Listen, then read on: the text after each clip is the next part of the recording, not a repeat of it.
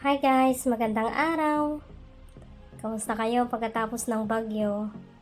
Sa amin napakainit na naman, kaya kami naghanap ng lugar na mapupuntahan. At nandito kami sa SM Clark. Ayan, sa mga mahilig ng bonsai, ito para sa inyo. Ayan, hawak siya ng trophy. Sa totoo lang, pinagbabawal yan. Ayan, hawak ulit. Kasi nagpaalam kami kay Manong Guard, pero hindi daw pwede. Kaso, hindi naman niya kami binabantayan. So, ayan, pasaway. Pasensya na. Diba? Maganda.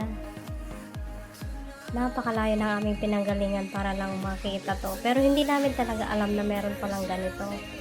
Mga nataon lang siya. Ayan, yung biyahe namin from La Union hanggang dito, inabot namin na more than 3 hours kasi ang dami-dami namin side trips. Ayan. Every time na lang bababa, picture, kain. Diba parang kung titingnan mo para siyang artificial lang.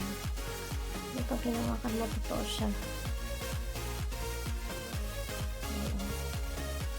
Tapos kung napansin nyo doon kanina sa may harap, parang nag-perform sila, gumagawa sila ng mga ganito. Meron silang ginagawang bonsai.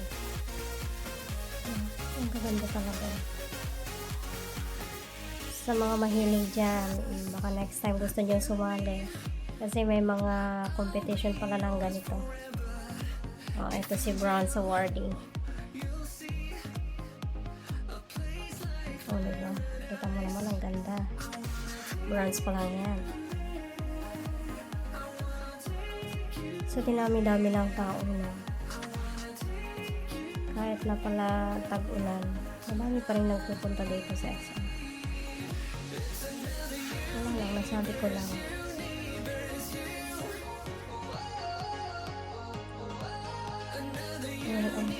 Beautiful. Ito si Gold Awarding.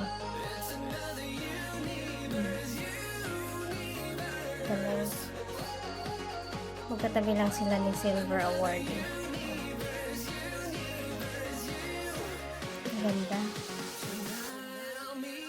Namamangha ako sa mga nila, pagkakagawa.